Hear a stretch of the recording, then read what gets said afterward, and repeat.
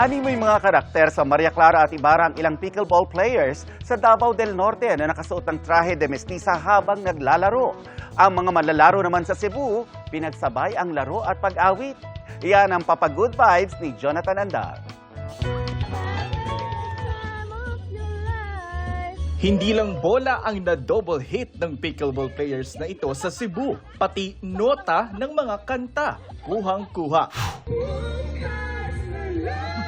Di bali ng matalo, sureball namang 100 sa karaoke. Naghuwat mi mahuman ng isa ka group, mag-video kami. Dinha nagsugod nga.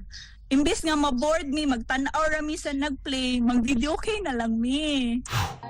Ramdam sa bawat serve ng bola ang emosyon sa bawat kanta. May mga tagpo namang tila hinaharana ang mga naglalaro. Sa tinog lang kanang medyo lisod siya, idungan. Kaya labaw na try mo sa paddle, pag-igo sa bola, then makuwanta akong voice ba kanang maapektuhan mo. Syagit ko, murang piyaok po. Animoy mula naman sa panahon ni Jose Rizal ang mga players sa Panabo City, Davao del Norte. Hindi lang sila slay sa pickleball court, slay rin sila sa kani-kanilang traje de mestiza.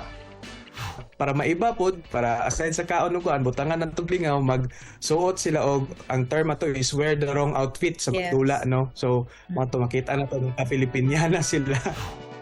Intense ang laro pero tila singhinhin ni Maria Clara ang bawat palo nila sa bola. Ito raw ang paraan nila para ipaalala sa mga Pilipino kung gaano kayaman ang ating kultura. Isa ka kalingaw po sa pickleball, ma-mix ang both ang pag-express nila sa ilang kaugalingon, ang sa ilang paglingaw-lingaw, especially kadto sa ilang pagkita nga elegant gihapon ang pagsuot sa Maria Clara despite sa nagdula og pickleball. Jonathan Andala, nakatutok, 24 oras.